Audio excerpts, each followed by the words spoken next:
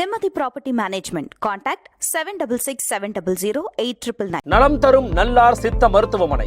இதய நோய், சர்க்கரை நோய், பக்கவாதம், சிறுநீரக பிரச்சனை, தண்டுவடம் மற்றும் மூட்டு பிரச்சனைகளுக்கு மிகச்சிறந்த மருத்துவமனை. கிருஷ்ணகிரி, சென்னை மற்றும் மதுரை. தொடர்புக்கு 8807666117 மற்றும் 8807666118.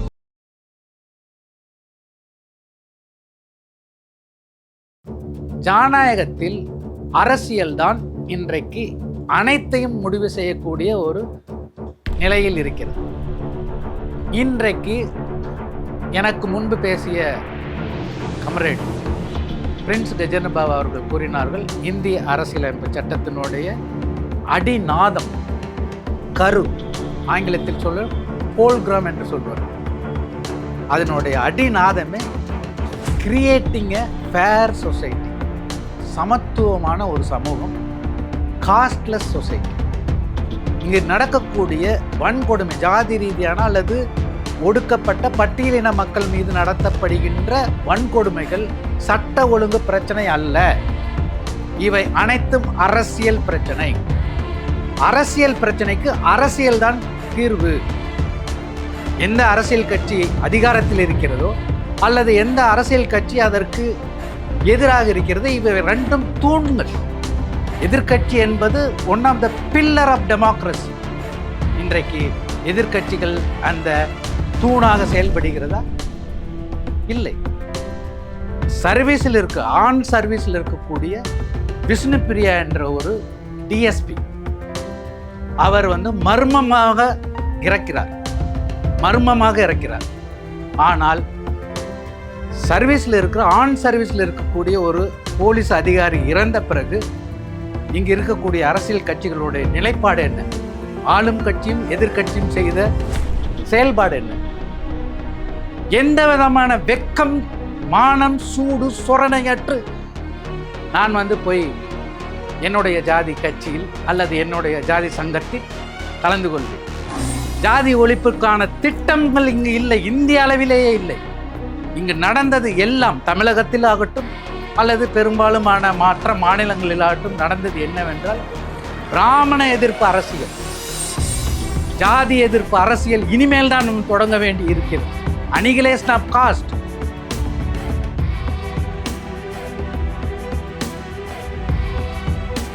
அரசியலில் சாதி என்பது தொடர்பாக உரையாடுவதற்காக இறங்குகிறார் மரியாதைக்குரிய பேராசிரியர் லக்ஷ்மணன் அவர்கள். வணக்கம் சார், ப்ளீஸ். ஜெய்பீம். அனைவருக்கும் இந்த மாலை வணக்கம். முதலாவதாக fourth estate Tamil for the state இந்த நிறுவனத்திற்கும் இன்றைக்கு இந்த விவாதம் சமூக நீதியும் ஜாதி ஒழிப்பும் என்ற விவாதத்தை முன்னெடுத்தமைக்கு எனது முதற்கண் நன்றியும் வணக்கத்தையும் தெரிவித்துக் கொள்கிறேன். ஏனென்றால் தமிழகத்தில் பெரும்பாலும் விவாதம் என்பது வகுப்பறையிலும் நடப்பதில்லை, இங்கு பொது தளங்களிலும் நடப்பதில்லை. நான் சொல்வதை நீ கேட்டுக்கொண்டு போய்விடு, நான் எல்லாரும் தெரிந்தவன், எனக்கு எல்லாம் தெரியும் என்ற ஒரு அடிப்படை அரசியல் பண்பாட்டின் தளத்தில் நாம் இருக்கிறோம். அந்த வகையில் இந்த விவாதம் மிகவும் முக்கியமானது. அதுவும் இந்த காலகட்டத்தில். சமீபத்தில் ஒரு தொலைக்காட்சி நிகழ்ச்சியில் தமிழக முதல்வர் அவர்கள் அமர்ந்திருக்கிறார், மற்ற அவர்களும் அமர்ந்திருக்கிறார்கள். அவரை ஒரு பெண் கேள்வி எழுப்புகிறார். என்னவென்றால், எங்களுக்கு யாருக்கும் மானியத்துடன் கூடிய கடன்கள் வழங்குவதில்லை, ஆனால் எஸ்சி எஸ்டி மக்களுக்கு அந்த மாதிரியான மானியத்துடன் கூடிய கடன்கள் வழங்கப்படுகிறது என்று அவர் கேள்வி கேட்கிறார். அதற்கு முதல்வரும் ஏதோ அவருக்கு தெரிந்த பதிலை கூறுகிறார். அந்த இடத்தில் அவர் என்ன கூறியிருக்க வேண்டும் என்றால், எஸ்சி எஸ்டி மக்களுக்கு இணையாக எல்லா உரிமையும் நீங்கள் கேட்கிறீர்கள், நியாயம். ஆனால் எஸ்சி எஸ்டி மக்களை உங்களுடைய பொது கிணற்றில் நீர் எடுக்க அனுமதிப்பீர்களா? எஸ்சி எஸ்டி மக்களை உங்களுடைய கல்லறையில் சுடுகாட்டில் அவர்களுக்கு சமமான உரிமை கொடுப்பீர்களா? எஸ்சிஎஸ்டி மக்களை பொதுத்தளத்தில் சுதந்திரமாக நடப்பதற்கு பயன்படுத்துவதற்கு அனுமதிப்பீர்களா? அப்படி அனுமதிப்பீர்களானால் அவர்களுக்கு இணையான எல்லா உரிமையும் உங்களுக்கும் உண்டு இல்லையா? ஆனால் அது இங்கு ஏன் அவர்களுக்கு இந்த தனியான ஒரு சலுகை வழங்கப்படுகிறது என்பதை விலக்கியிருக்க வேண்டும். ஆனால் அது நடக்கவில்லை, அது வேறு விஷயம். ஆனால் நான் இந்த தலைப்பு என்னவென்றால் அரசியலில் ஜாதி. ஏன் அரசியலில் ஜாதி என்ற ஒரு கேள்வி நமக்கு வரும்பொழுது முதலாவதாக எனக்கு நினைவுக்கு வருவது 1992 ஜவஹர்லால் நேரு பல்கலைக்கழகத்தில் நான் முனைவர் பட்டத்திற்காக சேர்கிறேன்.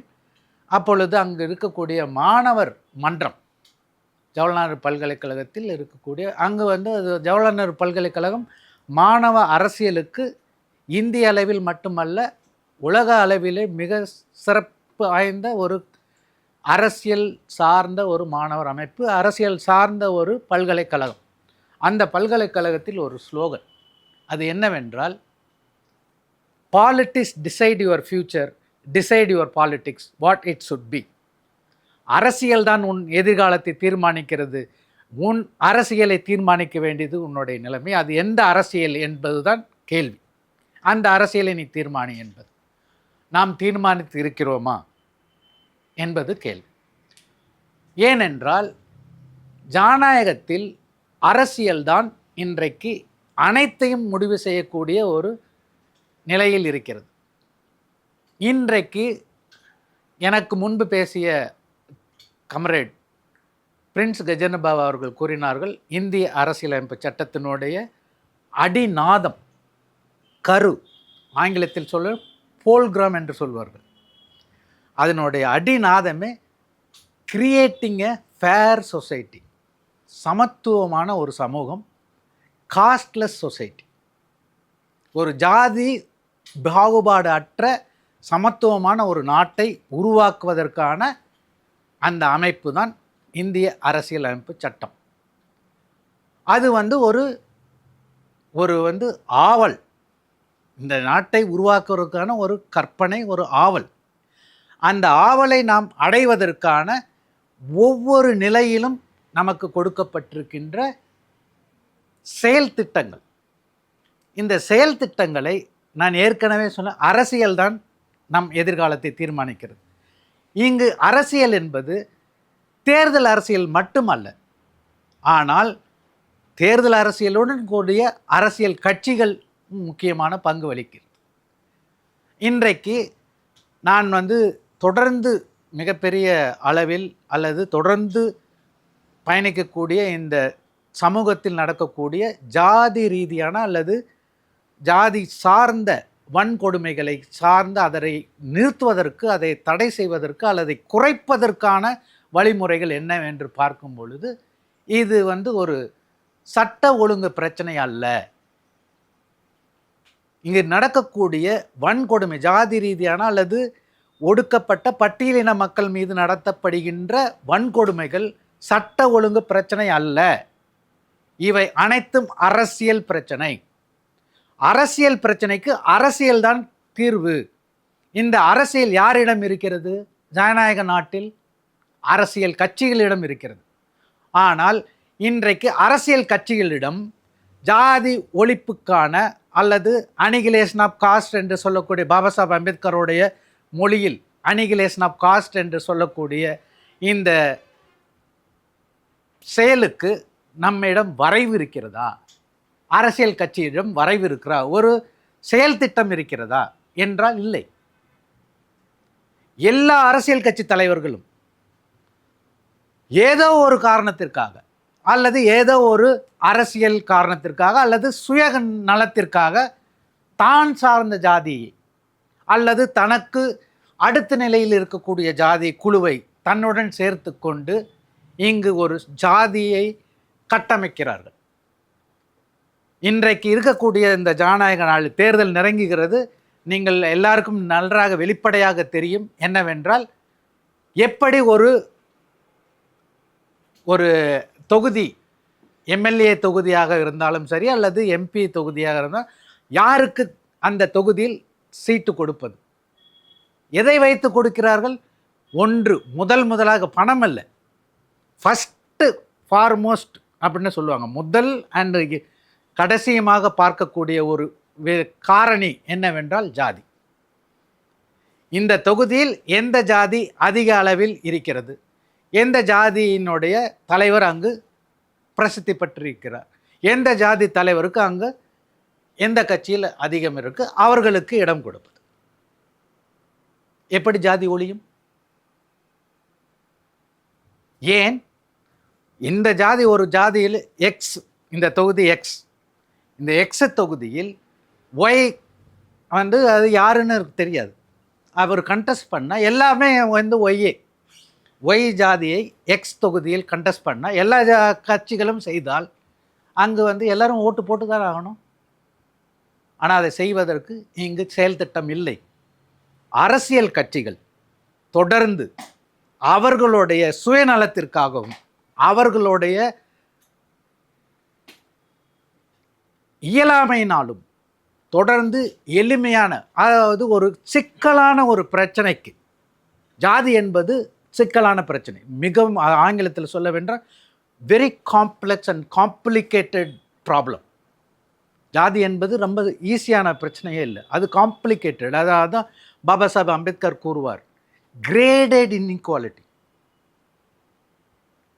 சமீபத்தில் வந்து அறிஞர் வி கீதா அவர்களுடைய ஒரு புத்தகம், மிகவும் முக்கியமான புத்தகம், தயவுசெய்து நீங்கள் வந்து அந்த புத்தகத்தை வாசியுங்கள். என்னவென்றால் socialist question in India, Baba Saheb Ambedkar and socialist question in India அப்படி என்ற ஒரு புத்தகம். அதில் அவர் என்ன கூறுகிறார் என்றால், அறிஞர் மார்க்ஸ் அவர்கள் பைனரி, இரண்டு காரணி, ஹேவ்ஸ் அண்ட் ஹேவ் நாட்ஸுக்கான பிரச்சனையை அவர் அணுகினார்.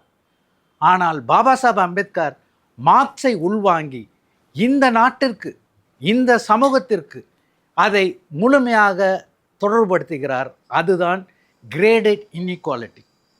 அந்த கிரேடட் இன்இக்வாலிட்டியில் அவர் கொடுக்கின்ற சொல்யூஷன், அவர் கொடுக்கின்ற தீர்வு மிக முக்கியமானது. ஆனால் அவர் கூறியது போல நமக்கு பிரியாம்பலை படிப்பதற்கு மோடி என்ற ஒரு மோன்ஸ்டார் வந்து சிஏ என்ற ஒரு சட்டத்தை எழுதின பிறகு நாம் வீதியில் வந்து படிக்கிறோம், we the people of India. அதற்கு முன் கல்லூரிகளிலும் பல்கலைக்கழகங்களிலும் பள்ளிகளிலும் அல்லது அரசியல் கட்சி கூட்டங்களிலும் இந்த அரசியலமைப்பு சட்டத்தினுடைய பிரியாம்பிள் என்று சொல்லக்கூடிய அந்த முன்னுரையை நாம் அறிந்ததில்லை, அறிய வைக்கவும் இல்லை. இது யாருடைய குற்றம்? அரசியல் கட்சிகள் தான் இங்கு எல்லாத்தையும் தீர்மானிக்கிறது. எந்த அரசியல் கட்சி அதிகாரத்தில் இருக்கிறதோ அல்லது எந்த அரசியல் கட்சி அதற்கு எதிராக இருக்கிறது, இவை ரெண்டும் தூண்கள். எதிர்க்கட்சி என்பது one of the pillar of democracy. இன்றைக்கு எதிர்க்கட்சிகள் அந்த தூணாக செயல்படுகிறதா? இல்லை. திருச்செங்கோட்டில் சர்வீஸில் ஆன் சர்வீஸில் இருக்கக்கூடிய விஷ்ணுபிரியா என்ற ஒரு டிஎஸ்பி, அவர் வந்து மர்மமாக இறக்கிறார். ஆனால் ஆன் சர்வீஸில் இருக்கக்கூடிய ஒரு போலீஸ் அதிகாரி இறந்த பிறகு இங்கு இருக்கக்கூடிய அரசியல் கட்சிகளுடைய நிலைப்பாடு என்ன? ஆளும் கட்சியும் எதிர்கட்சியும் செய்த செயல்பாடு என்ன? சிபிஐ என்ற இந்தியாவில் மிகப்பெரிய புலனாய்வுத்துறை அந்த விசாரணையை செய்ய முடியாது என்று ஹைகோர்ட் உத்தரவை நிராகரிக்கிறது. இதுதான் யதார்த்தம். இதுதான் இங்கு இருக்கக்கூடிய அரசியல் யதார்த்தம். ஆனால் நாம் அரசியலை முழுமையாக அரசியல் என்பது இன்றைக்கு இருக்கக்கூடிய ஏதோ ஸ்டாலினுக்கும் அல்லது இபிஎஸ்ஸுக்கும் அல்லது இபிஎஸ் ஸ்டாலின் விஜய் அல்லது இன்னும் பல அண்ணாமலை போன்ற ஒரு தனிப்பட்ட நபர் அல்லது தனிப்பட்ட அரசியல் கட்சிகளுக்கு இருக்கக்கூடிய பிரச்சனையாக பார்க்கணும். அது அல்ல. அரசியல் என்பது நம் எதிர்காலத்தை, சமூகத்தினுடைய மேம்பாட்டை, சமூகத்தினுடைய வளர்ச்சியை முடிவு செல்லக்கூடிய இடத்தில் அதிகாரத்தில் இருக்கிறார்கள். ஆனால் அவர்கள் இந்த சமூக புரிதல் இருக்கிறதா, அரசியல் புரிதல் இருக்கிறதா, அரசியல் அமைப்பு சட்டத்தினுடைய புரிதல் இருக்கிறதா என்றால் இல்லை. ஏனென்றால் இந்தியாவிலேயே தமிழகத்தில்தான் சமூக அறிவியல் நிராகரிக்கப்பட்ட ஒரு மாநிலமாக இருக்கிறது. தமிழகத்தில் சமூக அறிவியல் பாடங்கள் நிராகரிக்கப்படுகின்றன. இந்தியாவிலேயே மிக மிக அதாவது மாற்றாந்தாய் என்று சொல்லக்கூடிய ஒரு நிலையை சமூக அறிவியல் பாடங்களுக்கு கொடுக்கப்பட்டிருக்கிறது. இன்றைக்கு பல்கலைக்கழகங்களில், பல்வேறு பல்கலைக்கழகங்களில் இன்றைக்கு வைஸ் சான்சலர்கள் இல்லை. வைஸ் சான்சலர் இல்லை என்றால் முடிவெடுக்க முடியாது. முடிவெடுக்கவில்லை என்றால் அது தொடரும். கல்விதான் மனிதனோட caste is a state of mind. Caste is a state of not only state of mind but everyday materiality. ஜாதி என்பது ஒரு மனநிலை. Notion of state of mind என்பார் பாபா சாஹேப் அம்பேத்கர். ஜாதி என்பது ஒரு மனநிலை. அது வெறும் மனநிலை மட்டுமல்ல, அது அன்றாட வாழ்க்கையினுடைய அடிப்படை நாதம். யார் மேலே வர வேண்டும், யார் படிக்க வேண்டும், யார் என்ன உடை உடுத்த வேண்டும், யார் என்ன உணவு உண்ண வேண்டும், யார் எப்படி நடக்க வேண்டும் என்ற அத்தனை வரையறையும் தீர்மானிப்பது ஜாதி. அதற்கு எல்லாம் மாற்றாக அமைந்தது தான் இந்த இந்திய அரசியலமைப்பு சட்டம். அது ஒரு புரட்சிகரமான ஒரு டாக்குமெண்ட். அது என்ன மாதிரியான டாக்குமெண்ட்? ரத்தமின்றி கத்தியின்றி ஒரு புரட்சியை உருவாக்கக்கூடிய ஒரு கருவி. அதனால்தான் பாபா சாஹேப் அம்பேத்கர் கூறுவார், Indian constitution is a instrument of democratic social transformation. இந்திய அரசியலமைப்பு சட்டம் என்பது அது ஜனநாயக முறைப்படி இந்த சமூகத்தை மாற்றத்தை கொண்டு வரக்கூடிய ஒரு கருவி. எவ்வளவு பேர் நாம் புரிந்து கொண்டோம்? எத்தனை அரசியல்வாதிகள் புரிந்து கொண்டோம்? எந்த விதமான வெக்கம், மானம், சூடு சொரணையற்று நான் போய் என்னுடைய ஜாதி கட்சியில் அல்லது என்னுடைய ஜாதி சங்கத்தில் கலந்து கொள்வேன். ஆனால் நான் சமூக நீதி பேசுவேன். ஜாதி ஒழிப்புக்கான திட்டங்கள் இங்கு இல்லை, இந்திய அளவிலேயே இல்லை. இங்கு நடந்தது எல்லாம் தமிழகத்தில் ஆகட்டும் அல்லது பெரும்பாலுமான மற்ற மாநிலங்களிலாகட்டும் நடந்தது என்னவென்றால், பிராமண எதிர்ப்பு அரசியல், ஜாதி எதிர்ப்பு அரசியல் இனிமேல் தான் நம்ம தொடங்க வேண்டி இருக்கிறது.